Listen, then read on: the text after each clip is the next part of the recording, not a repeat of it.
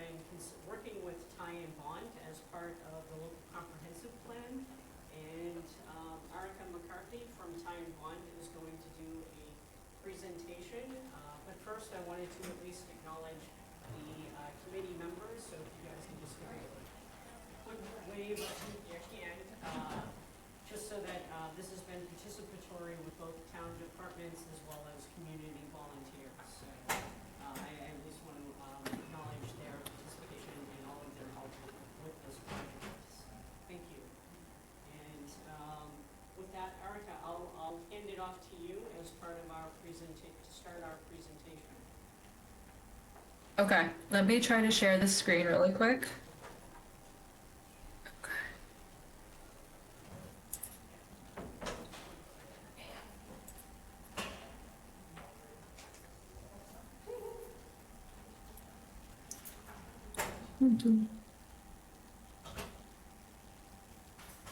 Let me know if you guys can see that. It says Ty and Bond on the screen. Not yet. All right.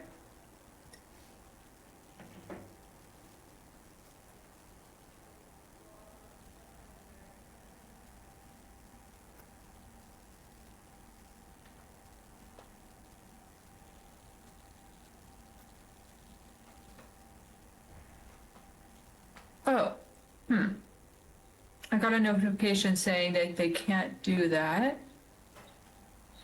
Let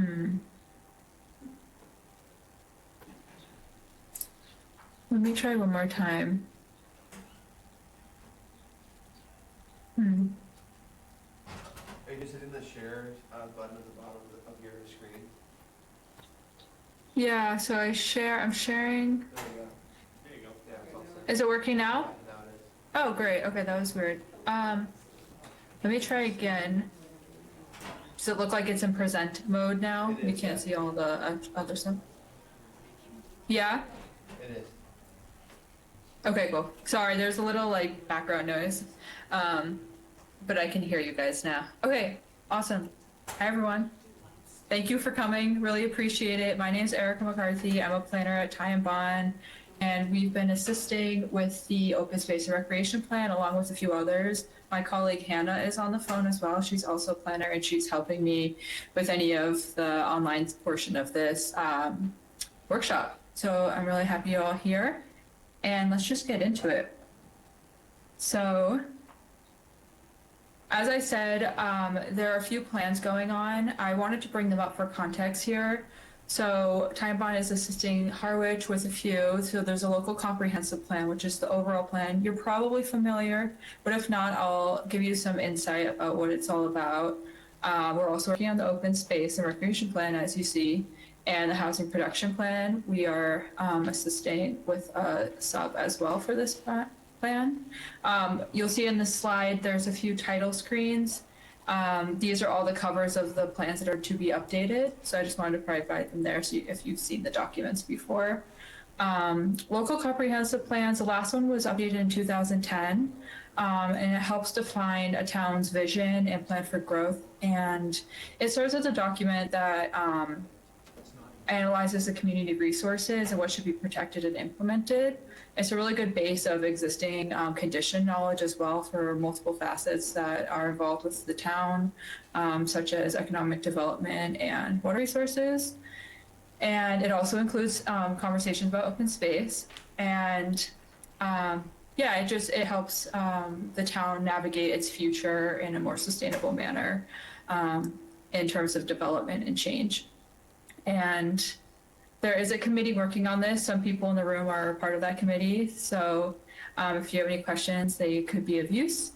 But I also want to bring up the housing production plan. That was last updated in 2016. It revisits the issue of housing, especially with affordability, and just looks at current conditions and trends with that.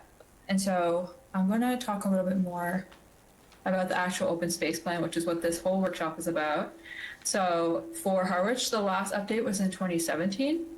And typically these plans are updated on a 7-year basis. So that's why we're taking a look at it now to kind of get ahead of that. And these plans examine how it maintains open space and seeks to enhance existing facilities or conditions for the town. It takes a look at the character of the community and offers suggestions as how to protect the town's green infrastructure. Planning for green infrastructure, which can be a broad term that means many things, but planning, it could be water supply, land, working farms, forest, wildlife habitats and parks, and many other things. It's important just as much as other infrastructure that you might think of, like roads and wastewater infrastructure.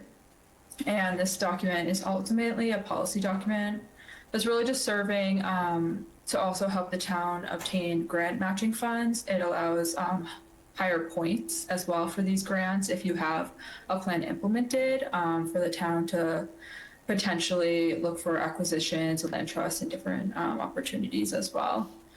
And I wanted to also provide on the side here just some information about what kind of goes into these plans. So you'll have information about the vision. There's also existing condition section, as well as some priority needs. These tend to come out of the outreach. So thank you for all being here so we can help update those sections. And then there's a whole section at the end that has to do with the goals and objectives, as well as the 7-year action plan, which we'll talk a little bit about later. And this is really what this workshop is all about, is trying to think about what actions are. I did want to bring up a definition here, though, just to be clear about what open space means. It's very general, and every town might have a different definition for what it is. But this is coming from the guidebook that's provided by the state for how to create open space and recreation plans. And so it's just a term that is referring to conservation land, forested land, recreation, agriculture, corridor parks, and things like that. And it's owned by potentially areas that are owned by agencies or organizations that are dedicated to conservation as well.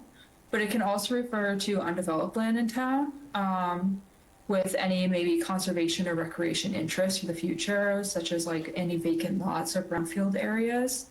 Open space could be for passive or active activities, so walking versus playing soccer, for example. Yeah, it's a simple concept, but the factors that affect it and what it affects are complex. And open space plans, you really identify and examine these complex factors and lay out strategies for the town and its future for the next 7 years and how to update these. So I wanted to provide a little timeline here for all the 3 plans. You'll see open space at the bottom here. The goal is, after this workshop, which is the end of June, as you know, is to start taking the information from the outreach, which I'll explain a little bit in the next slide, that's been conducted thus far, and start really beefing up those sections, such as the priority needs, as well as looking at what the goals and objectives are. And then that leads right into the end of this plan update, which is to do with the 7-year action plan. That 7-year action plan tends to be in a table format, and it has priorities of what actions and tends to also put dates and whether they're short-term or long-term goals. And they have an attributed map that you'll see later as well to kind of visualize what these actions are and where they are in town. Once the draft is completed, it will be shared with the local comprehensive plan committee to make sure there's no inconsistencies between the plan.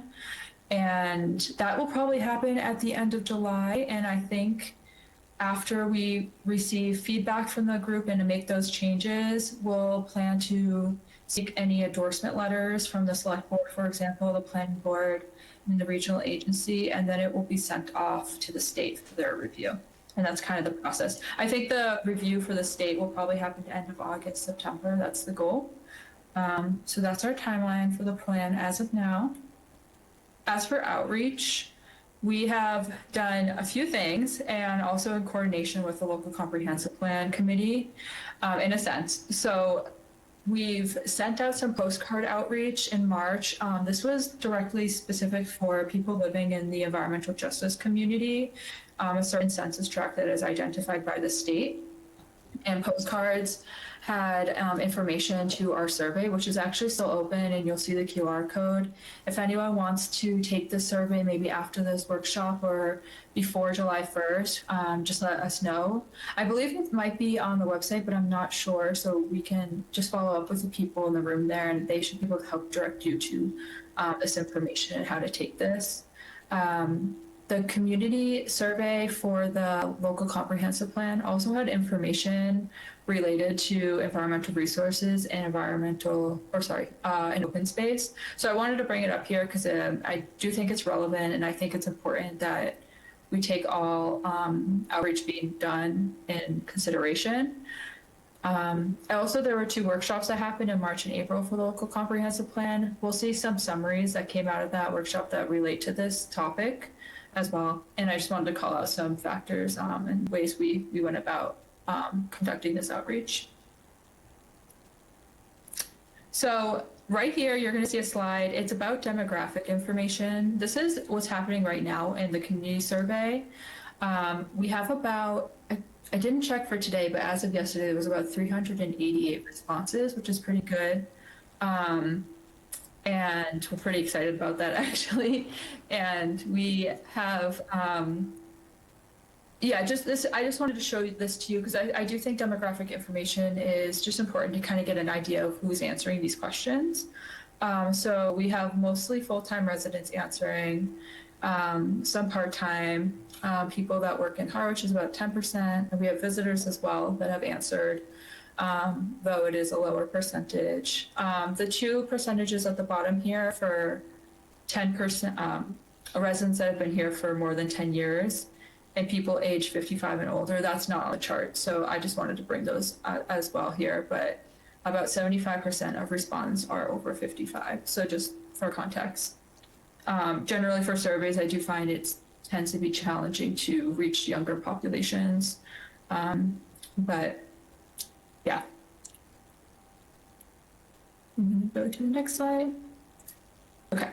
So I wanted to bring up this question. It's from our survey as well, because I do think it's just a good idea of like how people are feeling about open space and what that means based off of this question. So it asked, how do you feel about the following statement? Your neighborhood and surrounding neighborhood areas are adequately served by the town's existing parks, recreation facilities, and open space areas. You'll see here that a good amount of people agreed and strongly agreed. It was about 60% combined. But I also think it's important to recognize that some people feel kind of like less strong about that, and also people just disagree. And I think what's good about these workshops is to address what those disagreements are and take a look, because that's going to really help figure out what the actions should be, what changes do need to happen for the open space and recreation facilities within the town. So I just wanted to kind of show that here. This slide is kind of a culmination of multiple questions. This is kind of giving us an idea of what open space and recreation facilities people are engaging with more, that are existing, or they prefer. So I just wanted to kind of provide some information here just to kind of give everyone an idea. You'll see that some of them, responses such as in the first box, are in parentheses. I put those in because those are within like a 1% change from the one above.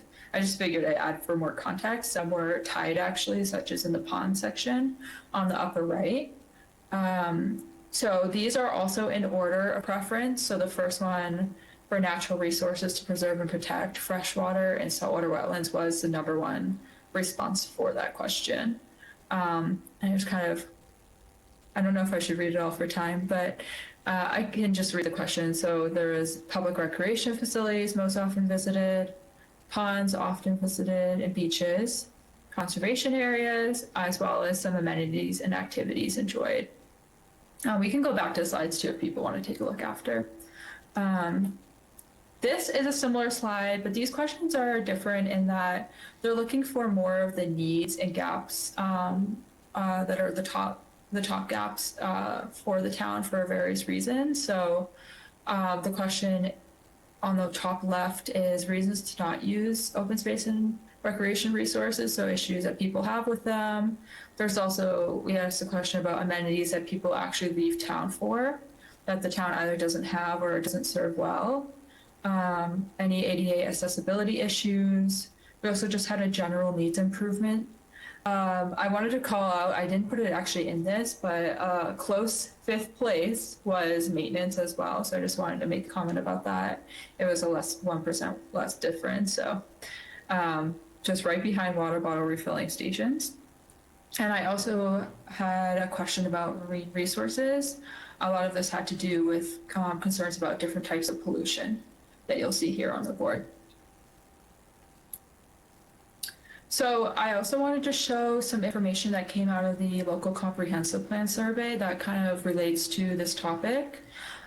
These were some of the major themes that came out. On the right, you'll see a question. This is just one of the questions. I kind of cherry picked it, but I thought it was a pretty good question as well from the survey and their responses for what was most important to acquire or preserve.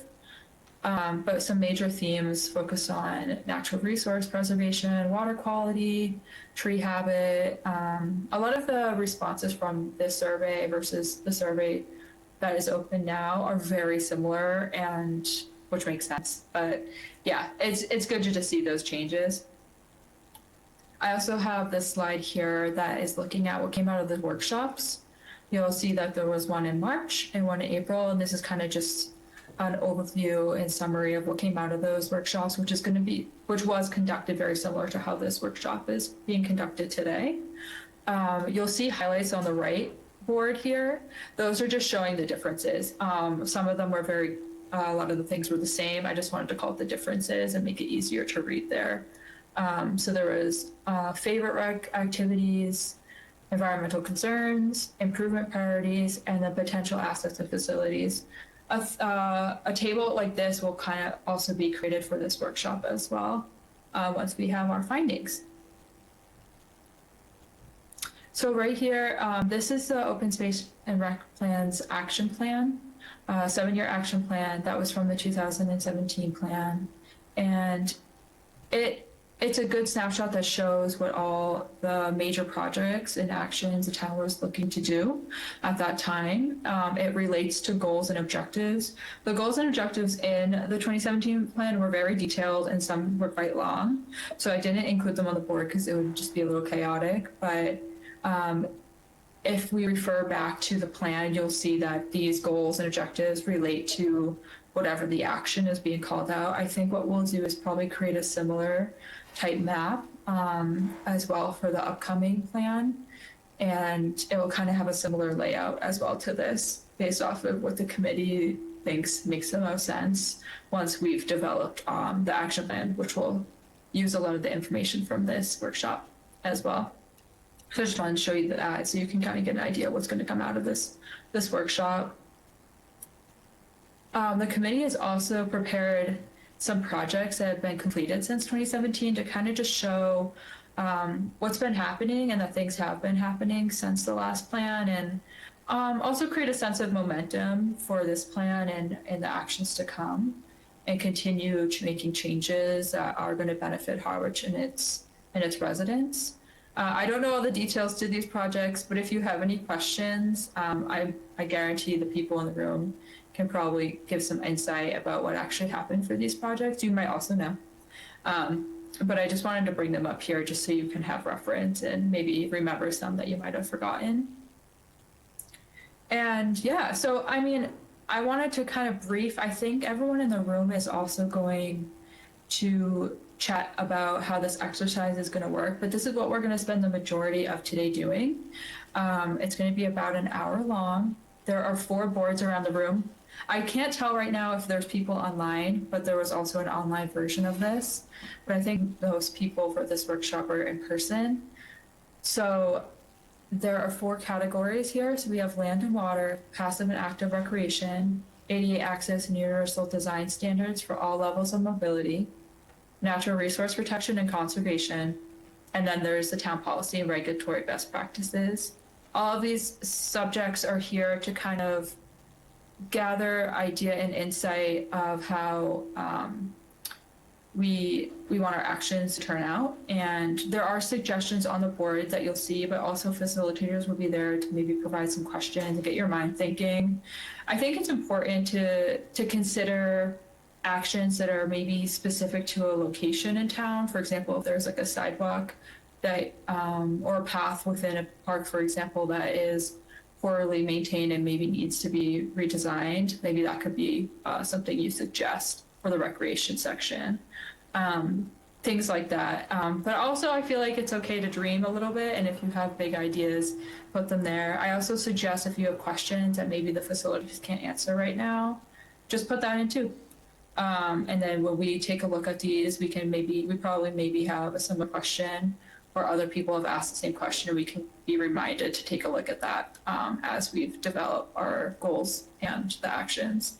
And then we'll wrap up after we do this. And there'll be some closing remarks. I believe Christine will have some. And if anyone's online, I will make those closing remarks as well. But yeah, the group, I imagine everyone there is going to be divided into 4 equal groups. And then you'll rotate every 15 minutes to the boards. And I think that would be the best way.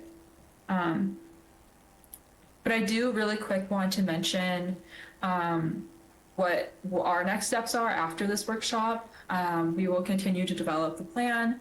We're almost done with all the existing conditions for the project, and what we're going to take after this is to summarize this information, especially after the survey is also closed on July 1st.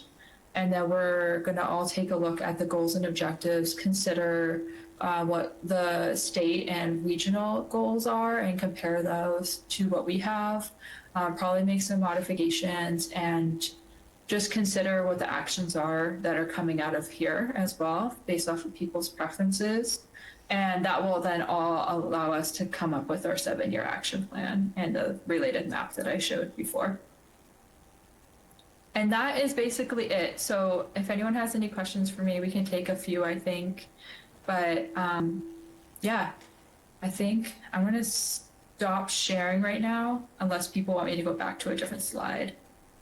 Did anyone have any questions, or would like Erica to go through any of the other slides?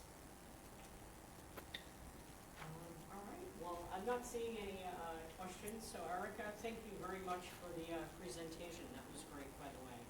So thank you. Bye-bye. Since we've got such a small group, to do it all together?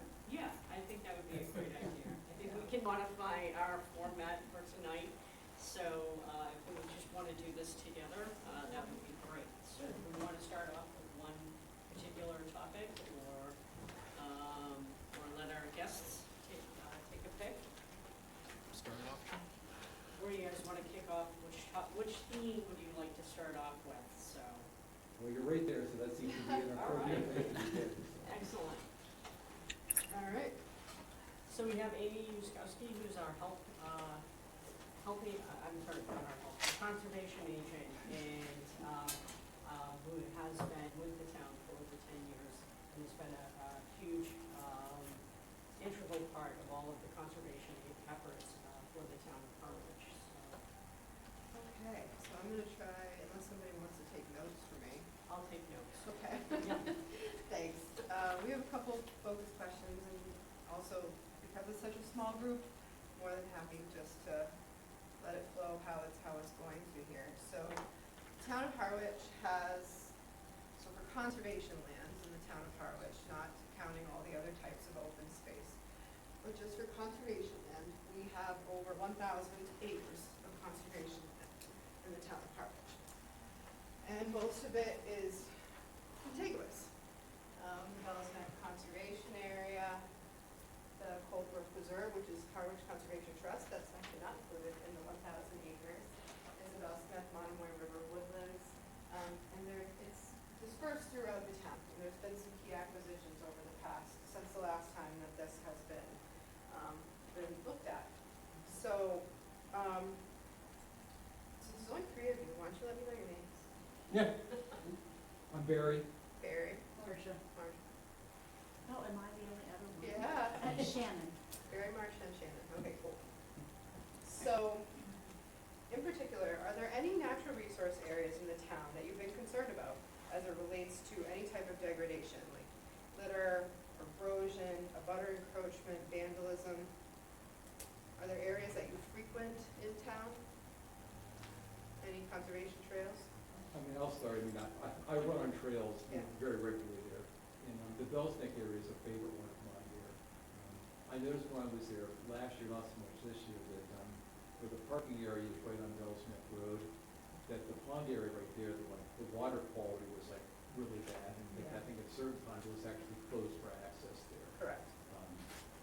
I guess my other question is that there's a trail that goes around the West Reservoir, Mhm. you know, all the way around, cross over by the Herring Run Ladder, and come back the other Yes. side. I was just wondering whether there's any plan to have a similar kind of trail going around the East Reservoir on the other side there. There's an access point down where there's like a little dock, like people see people fishing all the time. But Yep. as far as I know, there's not a trail that kind of goes around the circumference of the East Reservoir. If there is, I've never found it, so. There used to be, however, to get around the East Reservoir, it's an island at high tide out there. And it's, I used to maintain that trail with the help of DPW from the pedestrian bridge access out to what we call the island. It's so heavily infested with poison ivy and it's a complete, at high tide, you can't pass anyways. Right. So we haven't formalized that. There's not a plan at this time to make a move out there. That's helpful to know, thank you. I spend most of my time around the, Bank Street Bog, Mhm. the Culver, Yes. yeah, I call it Bank Street Bog too. Yes, and the project that they just completed there is, I think, gonna be lovely as, Yes. as time goes on and Mhm. it has time to settle in. And will that help with cleaning the water? That's what I'm Mhm. interested. So a portion of the town contributed, I believe, about $2 million towards that project at town meeting a couple years ago. And that's for everybody who don't know this, here in the middle of town. What the town did, or the trust did, with the town's help, is remove the restrictions that go all the way down to Saquotucket Harbor. The tidal restrictions, remove the old berms, the culverts, and make it open for floodwaters to come in and get out easier.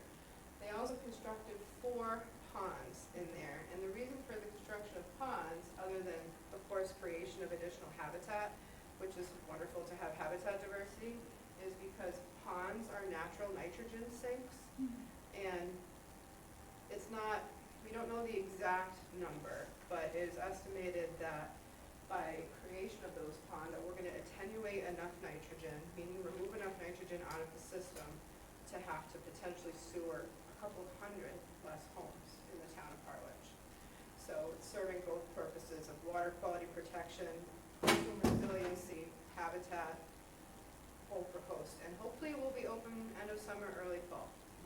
My only complaint about that area are the vast number of people who get out on that trail and unleash their pet.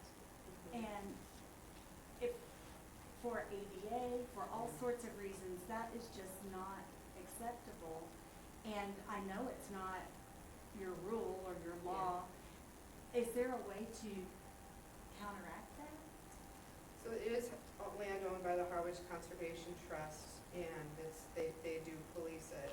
I would say it's something we'll make note of today, certainly, and let the Harwich Conservation Trust know of those concerns, because we have just built these beautiful ADA trails and boardwalks out there, and safety is the thing, and as well as natural resource protection and habitat protection, so. Okay, thank you. Any other on that one?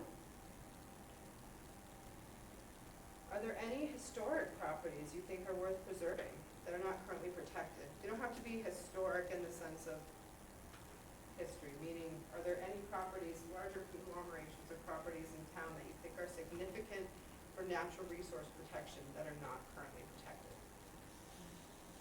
I'm not sure what all is protected, Okay? but I just went to the play Saturday night at this meeting house, Yes. what a lovely restoration. And I thought such a nice use of funds to kind of bring a cemetery alive, Mhm. to have that beautiful restoration and then to have community activity, and I just wanted to say thank you for that. Can't take credit for that, but we have, It is beautiful. yeah, they did a wonderful job, so. Let's see, are there any habitat types? Different types of wet, freshwater ponds, rivers, coastal dunes, coastal banks, salt marshes. Are there any habitat types that you wish the town would protect more of? Or let's put it this way, protect more of or have more stringent regulations on? I've got a question regarding the work that the Conservation Department's been doing at Thompson's Field with clearing. Can you describe a little bit what the purpose of that is and what you are trying to do with the clearing that's done out there? Yep, well, we'll bisect Thompson's Fields, which is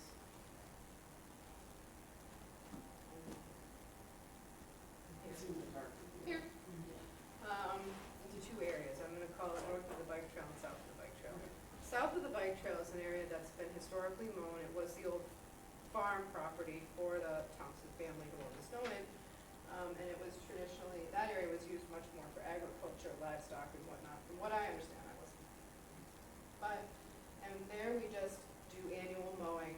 We always do it after November 1st so that there's not not as much chance of migratory birds being there. And there we focus our efforts to mainly invasive removal, poplars, bittersweet, things like that on that side. So the mowing is our way of being able to manage that as best as we can. North of the bike trail is a little bit different. That area back in the 1970s or 1980s was completely stripped, and all that soil brought down to Thompson's, to the Witchman Harbor Club. So it was flat, it was barren, any good soil was taken off the top. It was thought about being an airport for a while, it would have had up to 200 homes on it. And then the town purchased it for water quality protection and open space. But that being said, because we stripped that top layer of soil off, it created a very unique habitat type there, which is the sandplain, grassland, heathland habitat. And then for a couple of decades, nothing was really done with that, and all these pitch pines really started to grow up extremely densely. They shadowed out all the native ground covers and shrubs there, and there was an enormous fire hazard because they were right next to each other. It was a thicket. So per the 1996 Thompson's Field Land Management Plan, which has been approved by the town, what we've been trying to do with the help of DPW, AmeriCorps, many other organizations in the past about 10 years, a little more, is thinning those out in order to get more light down to the ground. Because of not a lot of staff, not a lot of resources, it's done very incrementally. So you've noticed on the north side, there's probably about 8 acres that have been thinned out to this time. We're trying to reduce the fire danger. We're also trying to reduce a lot of the canopy while still keeping some trees up. And what it's done is it's provided, even though it doesn't look great, I'll say that, it's provided an incredible amount of species diversity there. We brought back a rare butterfly, actually, that's only otherwise found in Wellfleet. But it's a globally rare habitat that we're trying to bring back as per the land management plan done in the 90s, which would probably use a little bit of a retouch. But in an area that was almost a monoculture of pitch pines is now a diverse habitat of various types. We can't use chemicals to, if we were to cut and wipe the trees, we can't use chemicals there. It's in the zone 1 or 2. We wouldn't want to. We don't like to use chemicals if we can help it on our conservation lands. And hopefully we will be working with DPW going forward to, instead of being routinely cutting manually up there, maybe be doing some stump removal as time permits. So. You do have a stump grinder. Cool. Can I borrow it? I'll make a note of those. No, it's not just that, but Is the Cape Cod Rail Trail part of different So sections. that's the Harwich, what goes through Thompson's Field is the Harwich Chatham Rail Trail, which is actually in Harwich, owned by the town of Harwich, and in Chatham, owned by the town of Chatham. The Cape Cod Rail Trail, Oh, okay, which is Mass Department of Conservation and Recreation, is different. the Harwich Rail Trail. Mm. Now, isn't it, is that part of what this topic is? It goes through some of our conservation areas. I would say it's a type of, I mean, it certainly allows passive recreation. I don't know if we would necessarily consider the paved rail trail itself as open space. It's a parcel, but it's open for passive recreation. What would you like to say? Well, it seems like a lovely amenity. Yeah. And it always says, no motorized vehicles. And now there are e-bikes. And as someone who has been hit Oh, no. as a pedestrian by an e-bike, it's not a good plan. I'm not so, I don't want to speak for the police department on that. I don't know how they view e-bikes. You would have to talk with the police department about that. I don't know if they're considered the same as motorbikes, which are not allowed, or ATVs, which are not allowed. And I get it. I mean, I love a good e-bike myself. Yeah. But, I don't know, it just seemed when it said no motorized vehicles and then they're zooming by at like 40 miles an hour. Yeah, that's a good thing for us to get clarification on, because even if it's not in this, like, that question's gonna come up, as we see more and more of them. And it does create public safety issues. Yeah. I know the state is struggling to regulate them in terms of what is a moped versus, so the speed cap is an issue, and I know for many communities, it's a common concern, so, And thank you for bringing that up. And it's such a lovely amenity, and you see all ages out using it, and so I think that is so nice, and I'd hate for something to cause that where people don't want to go or afraid to get out there because of the zooming Yeah. back and forth. We can also see how DCR feels about it, since they manage the main rail trail. Believe they've posted some additional signage and some speed limit signs. But, you know, Eric Levy retired, and Right. I don't know what has happened since. So, Right. we're a year and a half ago. I think that's gonna be an ongoing issue for a while, unfortunately. And one last question for this group, for this topic. Are there any particular water bodies, fresh or salt, that you are concerned about in town? If so, why, and which resources? This is just kind of a related thing. I'm always looking for different places to run. Yes. So I looked at the map and I found, Hawks Nest. Mm. And it took me forever just to find out how to actually get in there, because like, as far as I can tell, there's not any signs whatsoever that says this is Hawks Nest State Forest. I finally called the Harvest Conservation Trust, and they kind of gave me directions off Yeah. the spruce and how to get in there and everything. Yeah. And apparently they were also coming up with some kind of an event to develop, I think we're calling it Six Ponds, Six Ponds Conservation. Six District, Ponds Conservation Area there, so Right like, here. I mean, well, I think that's a great idea, obviously.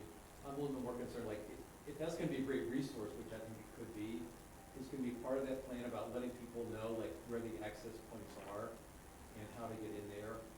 Because right now, I mean, I'm fairly experienced with trails, but this, something like Thompson or Bell's Neck, very straightforward, the maps there are very useful. Right. Hawks Nest, one I read somewhere, is a state forest.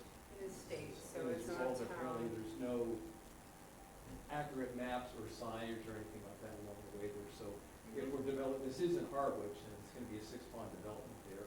I'm not sure whether this is the right chart to put it on, or something that's saying, well, if we really want to make sure we're using this as a resource, Mhm. having more clearly defined access points and more clearly defined signage and directionals, I think would be very helpful. Okay. And at the same time, will probably also help protect the water, people knew what was going on there. The Harwich Conservation Trust last year bought 85 acres just to the west of Walker's Pond. And there is a plan that's in progress to provide some kind of a parking area up there. And they always, put some signage and maps and stuff at their trailheads. But they've got a bunch of projects going, so I think it may take a while before it goes in. And any signage or change out in Hawks Nest itself has to go through Mass DCR, and the town we can't just put signs up or create a parking area ourselves, even though it's in our town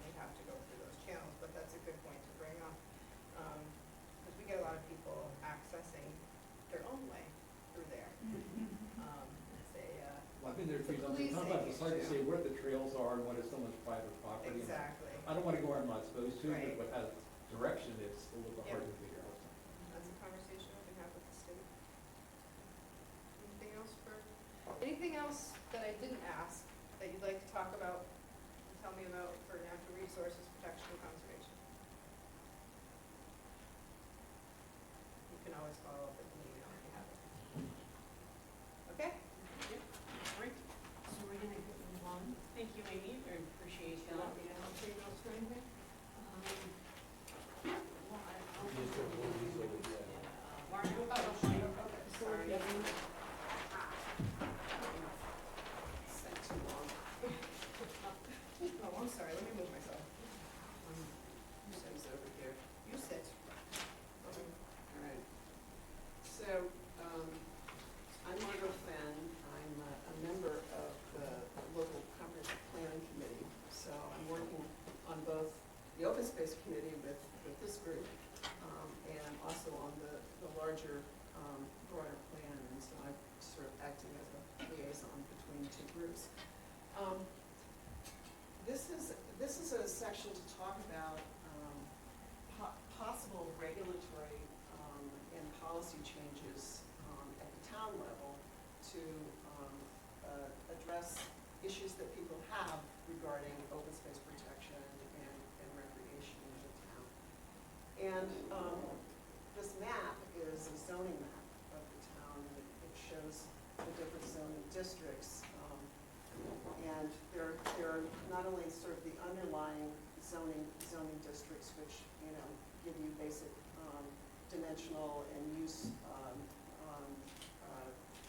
requirements for different zones, but there are also some special overlay districts for particular purposes. So there's a historic preservation district in West Harwich. There's the Six Ponds District, which takes in virtually everything north of Queen Anne Road up to Route 6, between 124 and 137. So that's a big area. It was created initially as a district of critical planning concern in partnership with the Cape Cod Commission back in the year 2000, and the town then subsequently changed its regulations to try to better protect resources in that area.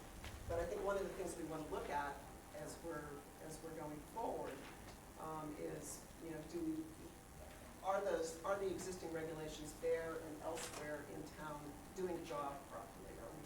Are we getting the resource protection that we think is needed?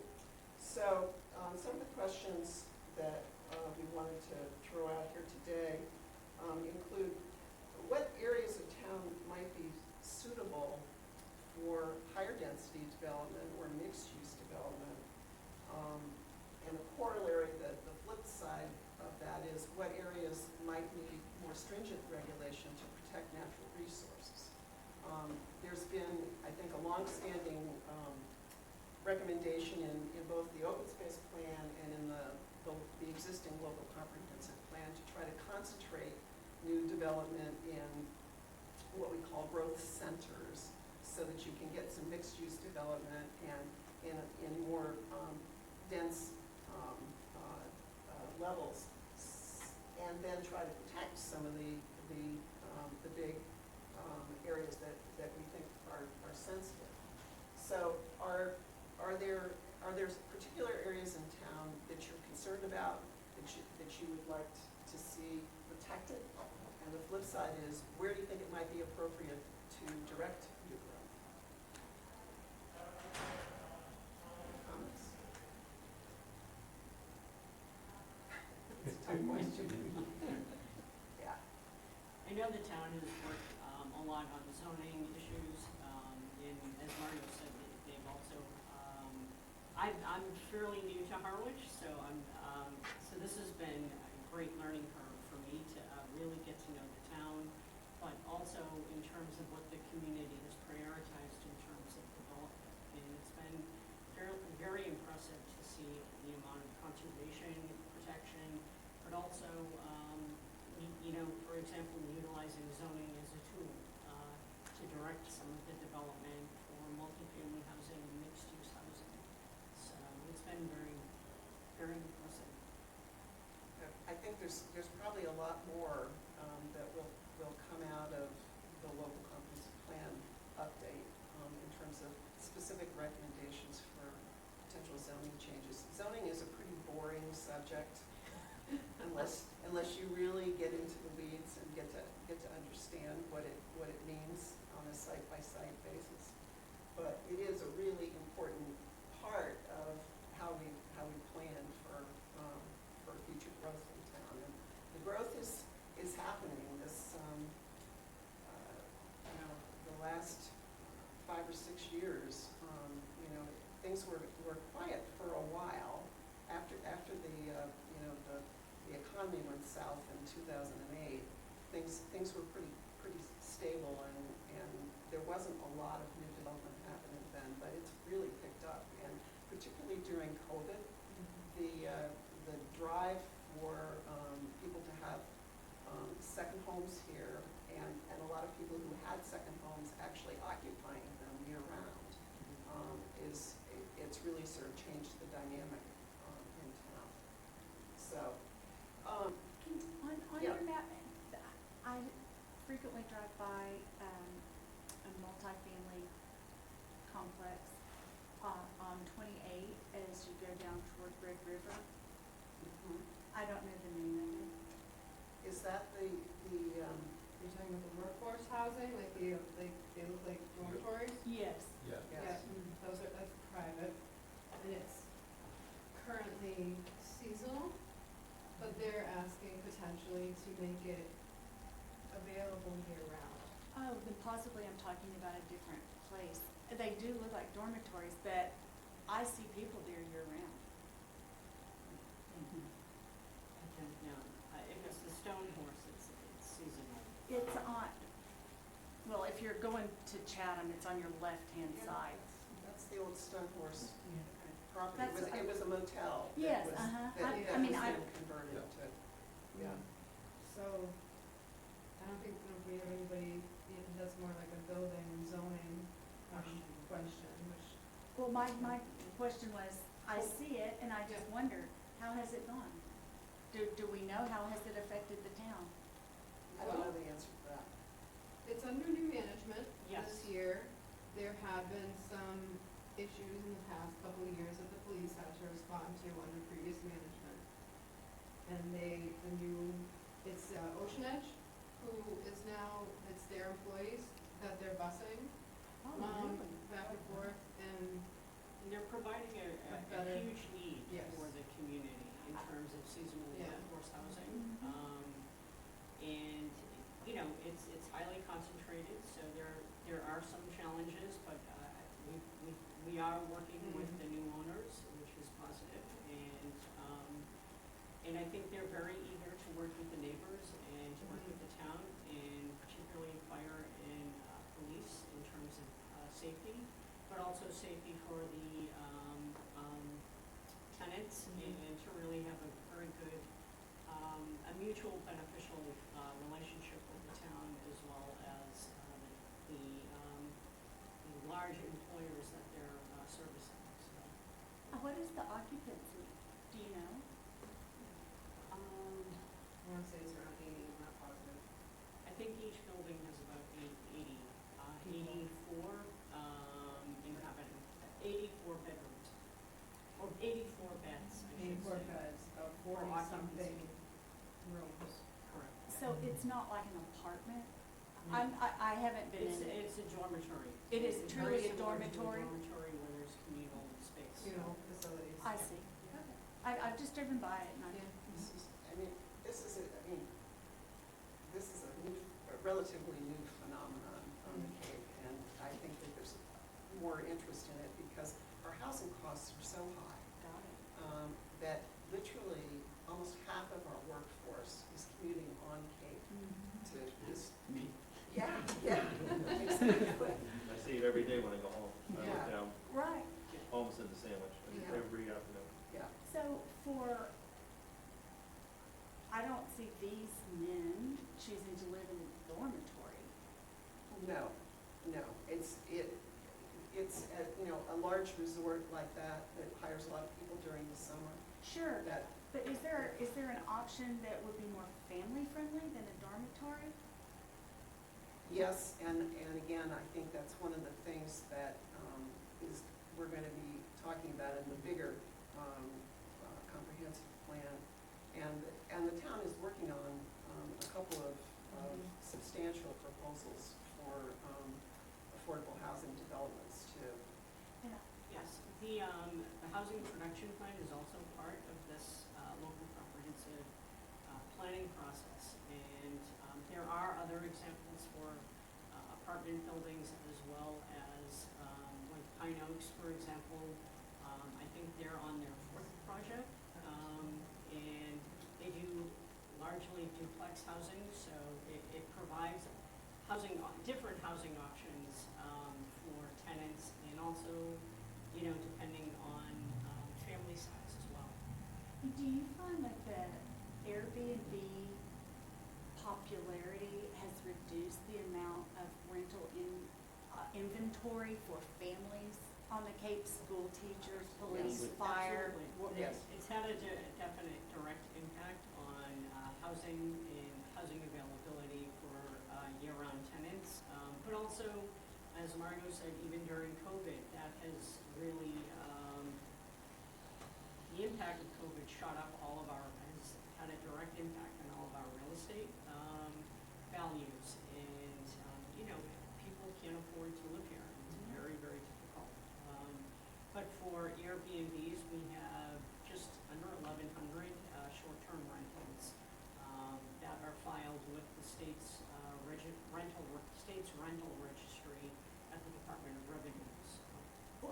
Is that how many you had listed for people who could, you said that short term, how many are there for long term? Is there any way to know that? Yes, there are some figures, and unfortunately, I don't remember them off the top of my head. I was studying on the open space figures, but the housing production plan has done an extensive evaluation of housing as well as housing characteristics in terms of how many units broken down between ownership and rental. So there is information, and I can follow up with you on that. Okay, and, no, go ahead. This is just a tangentially related question. In different places in town, I've seen like kind of old rundown houses that actually have an X on them, which I don't know whether that means that they've been condemned or something there, but since there's such a dire housing shortage, how does the town actually deal with the property once it's reached that stage? That is a great question, probably for the for building and fire. I know that there's a process for when buildings are considered condemned or uninhabitable. It just seems like that we need as much housing as we can get. You know, others are actually in relatively nice neighborhoods and everything, but they're just kind of sitting there, which I'm sure the neighbors probably don't appreciate that much. It could be another development solution for them. I believe the West Howard Schoolhouse, that had a giant X across it over West Howard. And that was sold Yep. privately to a developer to put in Apartments, apartments. the church as well. And I believe they were supposed to be affordable apartments. Or And they, this workforce rate, kind of yeah, like in yeah, between. there was a mixture that was Yeah. required, and they were required to maintain a facade on the building. And to your point, I think it's an opportunity for the town to consider, and I know the Housing Trust is actively looking for opportunities such as that.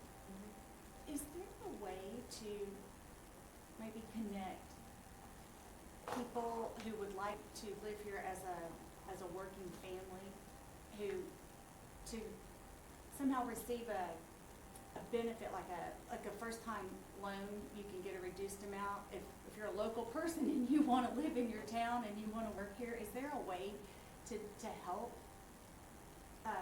the local workforce be able to live in a long-term home? Again, those are issues that will be looked at as part of the housing component of the local comprehensive plan. We don't have the right folks here today. These are all our, Sure. Parks and Recreation and, you know, infrastructure resource, yeah. Let me just ask one more question here, and then I think we probably ought to move on to another topic, but, one of the things we've heard from a lot of people is concern about, trees being cleared, on lots that, are not, that are currently undeveloped but going to be developed. And there was actually a proposed ordinance put before the town meeting in May to provide for tree protection. And it did not pass, largely, I think, for procedural reasons. I think that the town meeting voters felt that there hadn't been enough public process before it came before town meeting. But is that something that you all see as being an issue that should be addressed in town regulations? I think like Amy said, there are so many areas where maybe soil has been changed and then the ash pines or the, What kind of pines? pitch pines can grow, like, it's fine to chop those down. I don't think a blanket, policy just to protect a tree is necessarily gonna be beneficial. Well, one of the things that could be done is to, like, define a building envelope for, on a given lot, so that you're not clearing it, you know, From property stem to line to stern. property line, but you're, yeah. Right. Because it can be hard on the neighbors too, you know, they think they've got a nice patch of woods next door, and all of a sudden it's gone. Conservation. Yeah, so that's just a thought. I don't know if you all have any feelings about that. I just don't find all trees are equal. Well, they're not. They're not. And I think, you know, a tree ordinance needs to take that into account Mhm. too.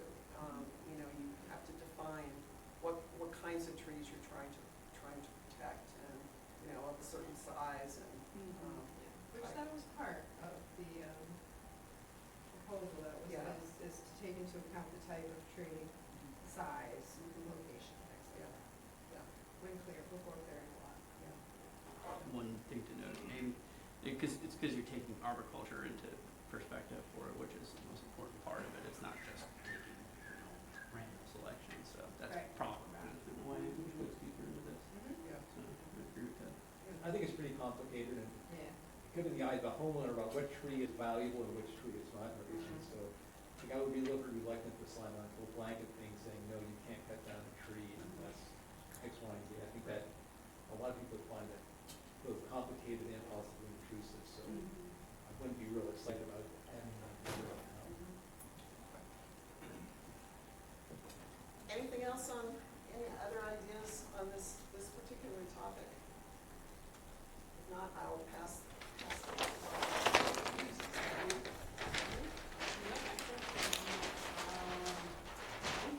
Is gonna talk about the ADA access for our trails and public spaces, as well as mobility, universal design mobility standards for the town. I just wanted to pipe in really quick. I have some pictures I can put on the board of some good examples of ADA spaces if you want me to put those on, just as a reference point. Sure, yeah, absolutely. All right, I'll do that now so everyone can take a look. Oh, no, go ahead, by all means. I'm Mike Cooper. This is not my normal ballywig. I'm your DPW director. I actually have a facilities manager that is part of the coordination, ADA coordination team for town. And I was asked to, last minute, to stand in here, so forgive the abruptness of the presentation in advance. So part of, as your DPW director, part of what I have to consider when we do projects is adequate access. An example of a small project we just did was when you came into town hall here. You might notice there was some new concrete, some tactile warning pads, and a cut through to the parking lot that was just recently done. say, that's nice, and that meets standards. Well, believe it or not, that was like a $45,000 nicety to improve it. So all these things kind of, you're balancing the needs of access with your funds and of how much you have available. You can't fix everything. When we look at major projects, they obviously have to be incorporated. If you're doing a renovation with a building, there's some standards that I do not know off the top of my head, but it's something like if you're doing more than 30% of a structure, then you need to make it accessible to ADA, to current standards. Same thing applies in roadways. If we go and do a reconstruction rather than a maintenance, then we're obligated to look at that infrastructure and incorporate that into any plans we might have. As far as this workshop goes, are there any signs that you might notice in town that are difficult to read? That you can vision somebody that is visually impaired might have some difficulty seeing. Put this into perspective, the town of Howard has over 200 miles of road. We have 482 public roads and another 365 private roads that we have some varying levels of involvement in. So there's a lot out there. And this was just one of the questions do you know of anything, any signs that should be improved that you can think of? Okay. Are there locations of sidewalks or any other infrastructure, parking lots, municipal if we're talking? We've noticed degradation of a sidewalk, some root damage to it, or let's say some curbing that would prohibit somebody in a wheelchair to gain access to another facility.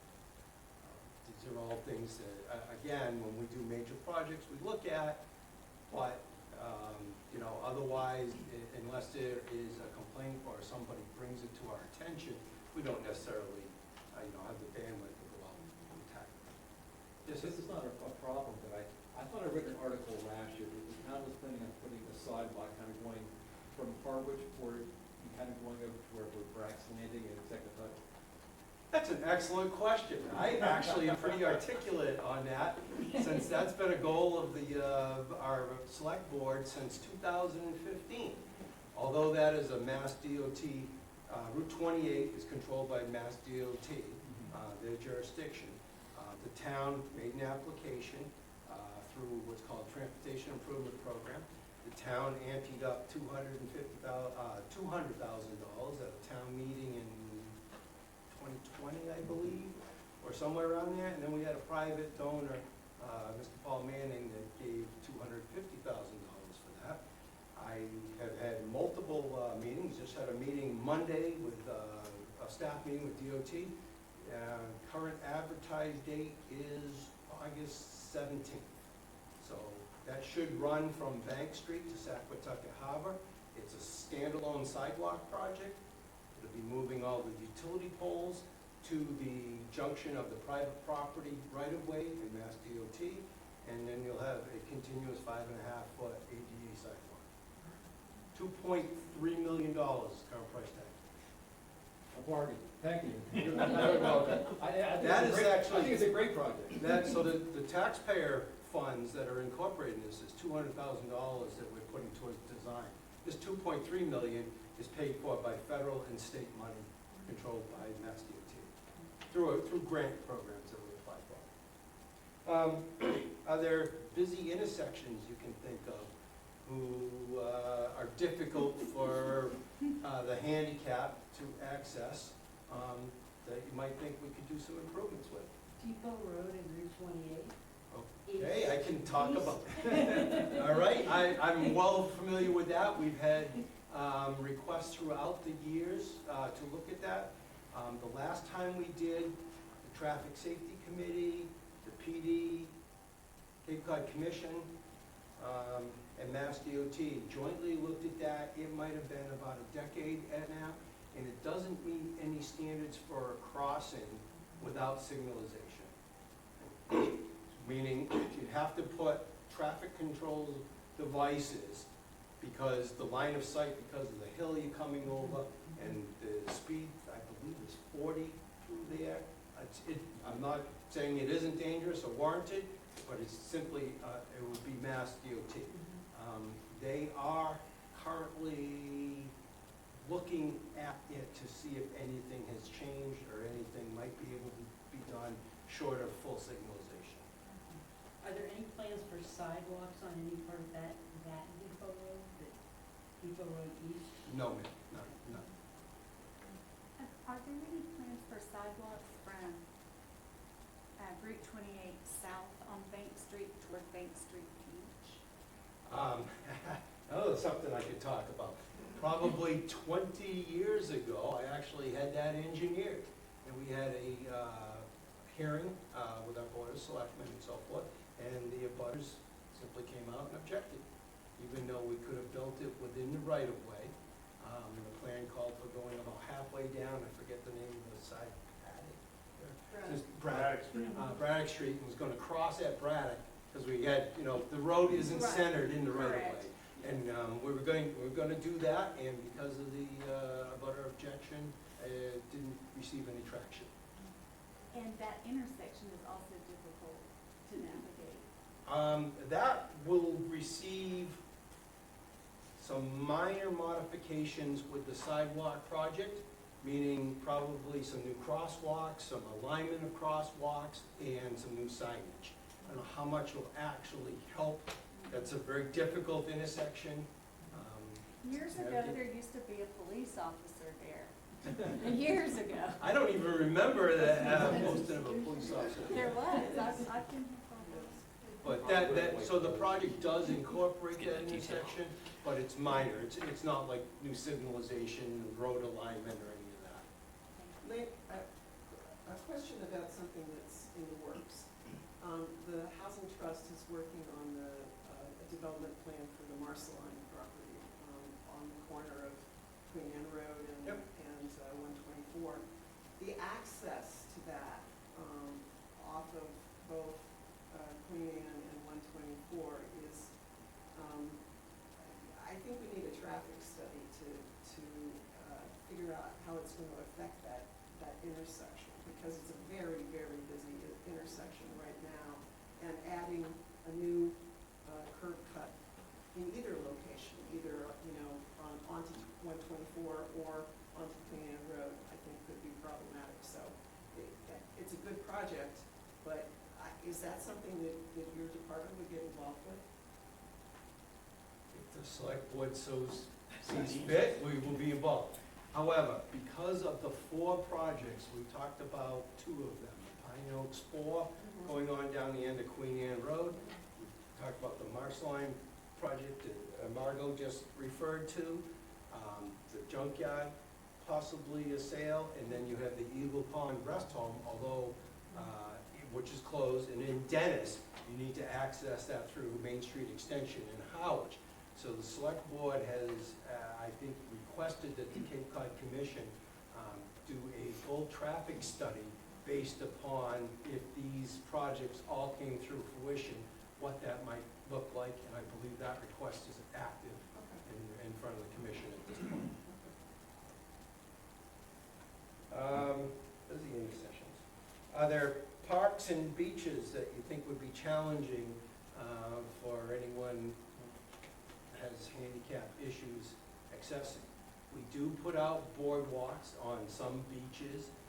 The recreation department does provide the large beach wheelchairs to some, and their staff will assist.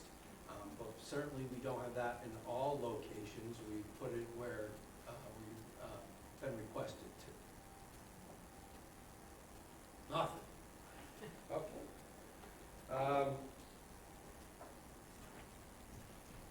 Are there beneficial access tactics that you've noticed in other communities? So are there better mousetraps that you've noticed in other communities that we might be able to emulate? And I think there's probably some examples of that up on the screen right now. My only caution would be if you're planning multimodal paths, really wide paths for bikers and pedestrians, a mix of things, be very careful about those because we live part of the year in a community that has one of those and it's incredibly dangerous. Where were you at my design public hearing for our Safe Routes to School that we just had? I believe that was last Wednesday.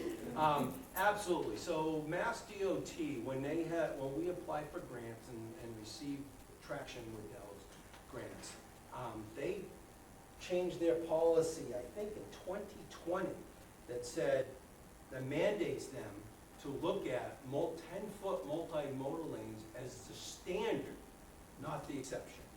So we had applied for a Safe Routes to School sidewalk project to remove the sidewalks that are 3 and 4 feet wide around the triangle. So we're talking Sisson, South, and Main Street, right out here around the elementary school. And they somehow morphed that request into, we're gonna do 10-foot multimodal lanes. We don't have any multimodal lanes. The closest thing we have is a dedicated 8-foot bike path. And my response to DOT was simply, this would be out of character, and if you want to, for the town, since we have no others, and if you want to kill this project, go ahead and require that, mandate that.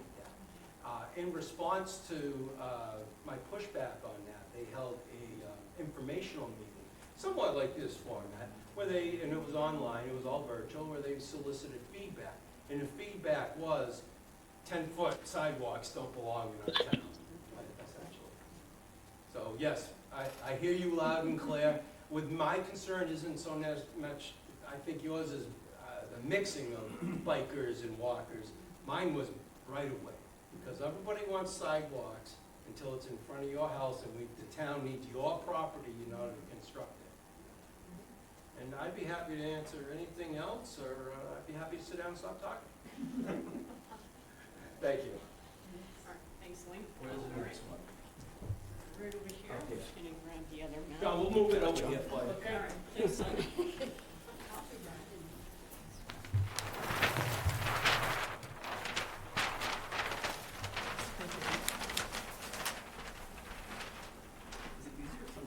notes for us if this is- I'm taking notes right now, Okay, so all I'm right. doing it for everyone. All right. Hi, all, I'm John Rendon, Harbor Master, and I've got our Natural Resource Director, Don, here, so we're gonna tag team this. We're gonna talk about passive and active recreation. I'm the Harbor Master, so obviously, the harbors, the marina, all the dredging that happens, all the materials that go on our beaches to keep them nourished, that kind of stuff is in my ballywag. And then, of course, Don here is the Shellfish Constable, Warden, Natural Resource Director. He's got a broad scope of responsibility and that he can speak to. So I think we got quite a bit of area covered there.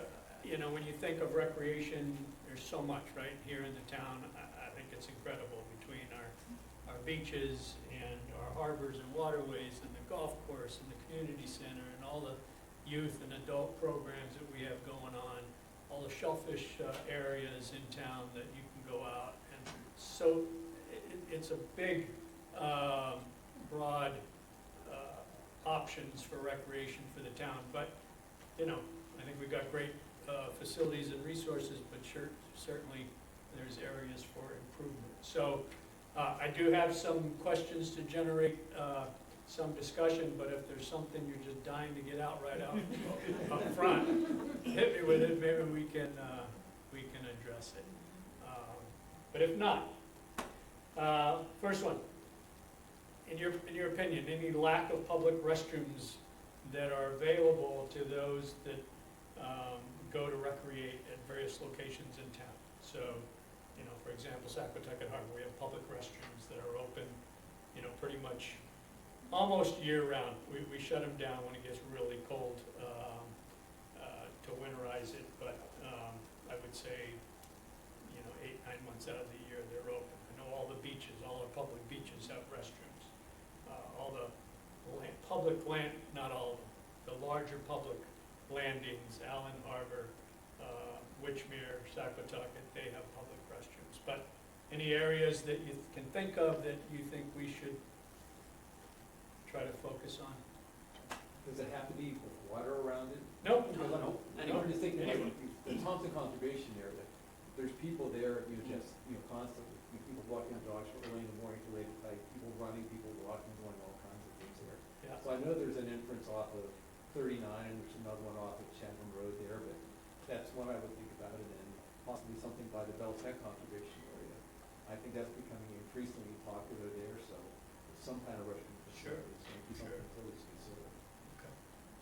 If I can chime in, just piggybacking on that, there's water available on the Chatham Road side of Thompson's Field. There's no water available on the Route 39 side. And it would be great to be able to have some access for water there.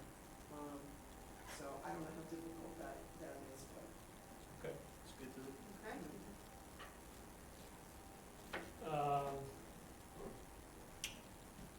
Okay, so Eric Beebe is our recreational director, and, he's got a lot of different programs that he offers for various age groups.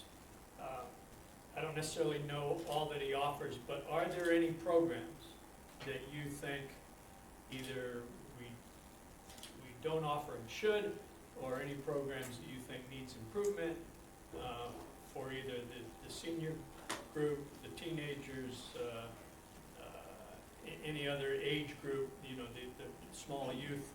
Any programs that come to mind that you think we should be talking about? Do you offer sailing, like instruction or introduction? Yeah, I mean, I don't know. the Pleasant Bay Community Boating, which is over on Pleasant Bay, they are actually not in Harwich. They're kind of right on the line, but they offer sailing activities, instruction, and so forth, for really all of, Pleasant Bay encompasses Chatham and Harwich and Orleans, and so that I would point to is the one that I know of that offers. But the town directly, I know the schools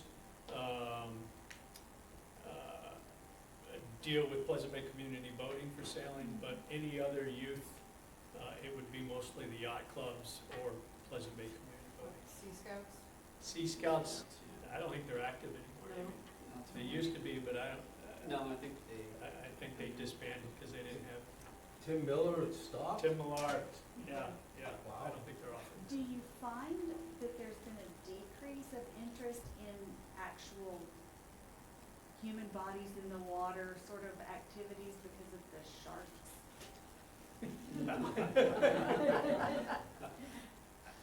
I don't think so. I shouldn't say. Most of our body of water is on Nantucket Sound, right? There's just not a whole lot of sightings or evidence that there's shark activity. Not to say that they're not, but I think most of what you read and what you see in all the shark activity really is on, the north side, the Atlantic side, Chatham and Nauset Beach area, where they're tagging them and tracking them, and there's activity there. But that's not Harwich. Most of what we have is Nantucket Sound, and then of course Round Cove and Pleasant Bay area. So, Eric Beebe might be able to, who really tracks numbers at beaches, probably be able to answer that better. I just didn't know. Yeah, To me, water activities are great, Yeah. and they're great for the community. I just didn't know what you had experienced.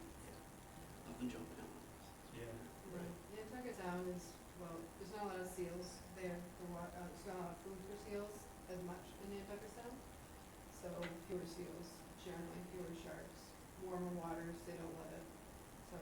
But you Yeah, do see seals out there. I Yes, you can do. tell you, Yep, yeah. Brian and Yep. these guys know because they're the ones that are Yeah. going out to recover a lot of the seals that end up, for one reason or another, getting washed up on That's our right. beaches and so Yeah. forth. So Yeah, but to this. there's activity out to there. this week. Yeah. So any other programs that you can think of that we should, no? Okay. All right. How about trails? We talked a little bit about some of the trails that are out there. Any that you think needs improvement, better signage. We talked about Hawk's Nest, right? So that we've already taken note of, but I'm not a trails guy, you might be able to speak to them, I know you do more of that, but. Yeah, I think the wonderful thing is, like, we have great relationships with Conservation Trust, so, when it comes to Conservation Trust land, it's different in our setting, so, we're always willing to work with them and give them input as well. But, if there's anything specific, like at the Herring Run, Bell's Neck, Thompson's Field, things like that, the things we've already mentioned, this is a great opportunity to speak forward with it. I know I have plans for the shell fishing flats over in Pleasant Bay, where it meets Muddy Creek for new signage, kind of clarify some issues that have been brought up currently or recently, and put a squash to that, so. What are see some these? things like that. Just a little bit of like the closed areas for shell fishing regarding Muddy Creek itself and where it specifically translates from Muddy Creek into Pleasant Bay, and it's like drawing an imaginary line, and you can only do that so well. So better defining that area so folks are guided correctly. It's a great benefit to them. I'm just looking at this bullet point up at the last one, says recreation areas / activities for children or teenagers. We just had our grandson visit, so he enjoyed the beach and everything there, which was great there. But I know a lot of places are starting to put in parks, something called a splash pad. So there's just like, glorified water sprinklers and everything, but a kind of play areas for kids. I think with temperature continuing to rise, Yeah. it's only going to get warmer and everything here, so if we're talking about possibly thinking about something else to add to the Brook Road Park, I mean, maybe up somewhere closer by where the tennis courts or pickleball courts are or whatever, I think that could be another feature that I think that particularly for much younger children might be a nice addition to have. Sure. The Recreation Commission met last night, and this was an agenda item of theirs. They've been working on it and trying to see it through fruition. I think they're I guess I'm emulating going to what. enough meetings there. You can take some of mine if you'd like. But in either Brooks Park or in the community center area, right? From what I understand? Correct, those are the two areas that I'm aware of that they have. Either one, I'm not Yes, pushing But one over it's, the other. it's in the works. Yes. I'll add the one thing for the activities for children. So at the Witchmere Shellfish Laboratory, where we grow our shellfish seed here at Witchmere, every September hosts Monomoy fifth graders for a field trip. This season, we're looking to extend that. So we're coming up with like open hours for the lab where folks can come in and tour on a regular basis and answer questions for what we do in our propagation department. So it's something to look forward to. Okay, and that, I think we kind of covered the last question. Amenities that are desired and where, we talked about, having access to water. Dog waste bans, concession stands, better lighting, anything that come to mind that we might be able to add to improve some of our sites? I know all the beaches have the doggy bag kind of, It's good, it's good to have those at really everywhere, any really, trail. anywhere. Yeah, Yeah. yeah. Can I ask you, are there any, I'm sorry, But you go. are there any outdoor showers for rinsing off or near the beaches? Red River Beach. Off the That's- bathtub. Yeah, River has one. Yeah. I think Bank Street has one. Thanks, Drew. I think they both do. Right. Those are the, I know Earl doesn't, and I know Pleasant Street Street doesn't. I think it's just two. Yeah. Follow-up question about the doggy waste bags. So the town, I think, used to be able to purchase them. I don't know if they currently still do. I think we have Okay. them. We do, we haven't done it in a while, because we had massive water Right. 2 years ago. Okay. Oh. I haven't talked to Lou about it in a Yeah. little bit. I'm just I walked curious by it, if I it walked came by out it of about your One budget. of the garden club Jerry Sherman. asked Jerry Yeah. Sherman Jerry to get Sherman to get asked you? some. Perfect, She came in to get some, and I think she was given a couple boxes. perfect. Just wanted to see. Now, if it was Tim still- used to do that. Tim used to too. do it, Tim and his wife used to do it all the time. Thank you. Anything else? Are you the people that make sure that dogs are leashed on the trail? Yes, I can answer that one. Yes and no. You might have a hard. Yeah. Yeah, John, no. I am doing the docks, but he's on the trails. Yeah, so in my instance, with Depot Road, where the herring run is in the West Reservoir. It is becoming an issue where there are more folks that have unleashed dogs. I do my best at informing them on what it is, pending a meeting with our animal control officer in the near future. I think we'll kind of come to a better plan as far as approaching that. Early this spring, I had an incident myself where I got jumped at by a dog there while I was working, so it is something that is of concern, but at the moment. My experience has been people are on their leash right when they enter, Yep. and then they are Yes. in the trail a little bit, and they think, hey, I'm gonna let my dog off leash. Yes. And they are not in control of their animal. Yeah, I'm there multiple times a day, and You see it, at least I'm one sure. time a day. You got bit. I got bit, yeah. Dog came right at me.